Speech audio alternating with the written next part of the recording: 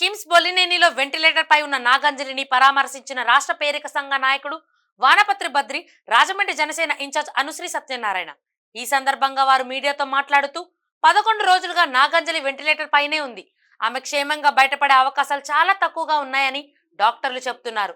ఈ కేసు దర్యాప్తులో ప్రభుత్వంపై మాకు నమ్మకం ఉంది. 2 రోజుల్లో దోషిని అరెస్ట్ చేశారు. కేసు ఇప్పుడు చట్ట పరిధిలోకి వెళ్లిపోయింది. ఈ పరిస్థితిలో నాగంజలి కేసుపై రాజకీయాలు చేయవద్దు. కొంతమంది రాజకీయ లబ్ధి కోసం ప్రయత్నిస్తున్నారని అన్నారు. నేను ముఖ్యంగా మా ఉభయ గోదావరి జిల్లా పెరిక సామాజిక వర్గ అధ్యక్షుడిని, అలాగే రాష్ట్ర పెరిక సాధికార సంఘ్ టీడీపీ కన్వీనర్ని కూడా.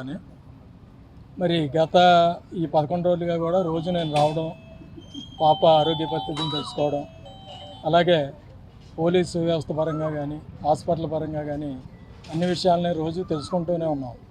అలాగే ఇక్కడ జరుగుతున్న పరిణామాలను, రాజకీయంగా జరుగుతున్న రాజకీయవేత్తలు చేస్తున్న పరిణామాలను కూడా మేము అబ్జర్వ్ చేస్తూ ఉన్నామండి. మరి ఈరోజు 11 రోజులైనా సరే ఏమి జరగలేదని చెప్పి అనేక మంది నాయకులు వచ్చి అక్కడ చెప్పడం అనేది చాలా దురదృష్టకరం అని చెప్తున్నాను. ముఖ్యంగా ఏంటంటే ఏదైతే దోషి ఉన్నాడో దీపక్ని చేసిన, అంటే ఫస్ట్ 2 days అతనే అమ్మాయి పేరెంట్స్ కింద కూడా ఉంటూ మా చెల్లి అని చెప్పి అటు హాస్పిటల్ వారిని ఇటు పిల్లల తల్లిదండ్రులని కూడా రాంగ్ ట్రాక్ పట్టించాడు.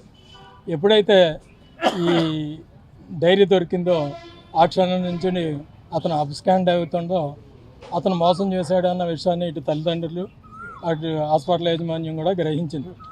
అప్పటి నుంచి కూడా మరి హాస్పిటల్ యాజమాన్యం రోజు కూడా, అంటే తల్లిదండ్రులకి వాళ్ళ బాధలో ఉంటే వాళ్ళకి స్వయంగా చెప్పకపోవడం, కొన్న దగ్గర బంధువులు ఎవరు కనిపిస్తే వాళ్ళు చెప్పడం జరిగింది.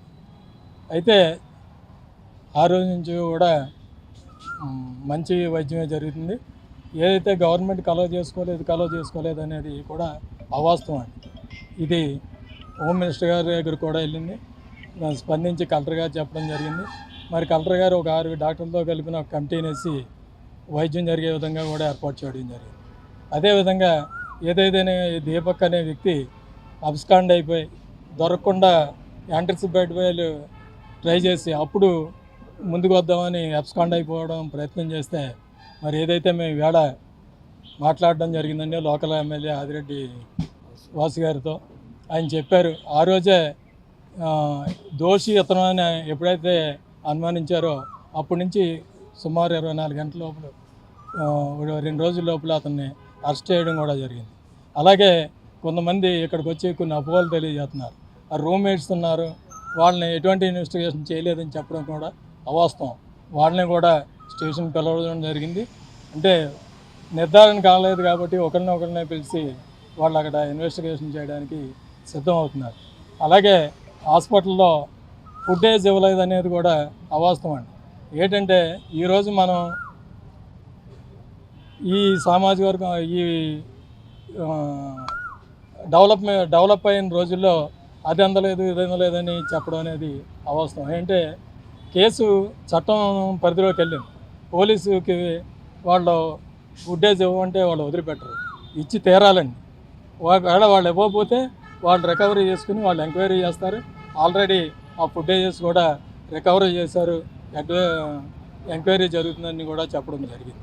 అయితే మరి ఏదైతే మా ఇప్పుడు నిరుపేద కుటుంబీకుడైన మా పెరిక సామాజిక వర్గం చెందిన ఇది తండ్రి కూడా ఒక్కగాని కూతురు అంటే వాళ్ళకి పెళ్ళైన 12 సంవత్సరాలు పుడితే ఒక మగపిల్లాడిగా పెంచి వాళ్ళకున్న 3 ఎకరాల పొలాన్ని కూడా అమ్మేసి చదివించి ఇవాళ రాజమండ్రి లాంటి టౌన్ పంపించి చదివించుకుంటే, మరి ఈ సభ్య సమాజంలో మరి ఇలాంటి నిరుపేద కుటుంబాలకి ఆడపిల్లని చదివించుకోవాలని అంటే భయం వేసే పరిస్థితికి ఇవాళ సమాజం వచ్చిందని చెప్తున్నాం. మేము ఎట్టి పరిస్థితుల్లో కూడా మా సామాజిక వర్గం అంతా మాకు ఎటువంటి రాజకీయాలతో సంబంధం లేదు. మేము ఈ 11 రోజులుగా పాపం వీళ్ళ బాధలో ఉంటే ఒక నాయకుడు రావడం, తీసుకురావడం, మీడియా ముందు ఉంటే నిలబెట్టి మాట్లాడడం. వాళ్ళు ఏం చెప్తారండి? ఎప్పుడూ ఒకటే చెప్తారు, మాకు పిల్లకి న్యాయం చేయండి, మా పిల్ల మాకు ఎలా ఉన్నదో అలా కావాలండి, దోషికి కఠినమైన శిక్ష విధించబడాలండి అని ఇది మాత్రమే చెప్తారు. దాన్ని మరి మేము అక్కడ తీసుకెళ్ళాం ఎక్కడ తీసుకెళ్ళాం ఏం చేసామంటే ఎప్పుడు చట్టం పరిధిలోకి కేసు వెళ్ళిపోయినప్పుడు చట్టం చూసుకుంటుందండి. దానికి కావాల్సిన పోరాటం మేము ఏదైతే దోషి ఉన్నాడో దీపక్ అనే వ్యక్తికి కఠినమైన శిక్ష పడే వరకు మళ్ళీ సమాజంలో ఎలాంటి తప్పు ఓ మగాడు చేస్తే శిక్ష ఎంత కఠినంగా ఉంటుందా అనే స్థితికి వచ్చే వరకు మేము మా కులం అందరం కూడా రాష్ట్ర వ్యాప్తంగా మేము అందరం ఈ తల్లిదండ్రులకి వెనకాలండి ముందుకెళ్తామని ఈ పత్రికాముఖంగా తెలియజేస్తామండి. దయచేసి తల్లిదండ్రులని ఎవరు కూడా మళ్ళీ ఒకసారి ఎత్తుందని వచ్చి వాళ్ళని రాజకీయ నేలలోకి తీసుకెళ్ళొద్దని కోరుతున్నానండి. ఎవరికైనా ఏదైనా చేతనైతే వాళ్ళు సహాయం చేయండి. ఖచ్చితంగా ప్రభుత్వం తరఫున సరైన ఎంక్వైరీ కానీ ఫుటేజెస్ కానీ వాళ్ళు ఏదైతే ఇప్పుడు ఇక్కడికి వచ్చి మీడియాను ప్రశ్నిస్తున్నారో అన్నిటికీ కూడా సమాధానాలు ఎక్కడ ఏది కావాలో ఇప్పుడు అది చట్టం పరిధిలోకి వెళ్ళిపోయింది కాబట్టి ఏ ప్రశ్న వేసినా ఆ చట్టం దగ్గరికి వెళ్ళి మనం అడిగితే వాళ్ళు ఇస్తారు. దయచేసి అందరికీ ఈ మీడియా ముఖంగా తెలియజేస్తున్నాండి. దయచేసి తల్లిదండ్రుల దగ్గర ఎట్టి పంచాయతీలు పెట్టొద్దు.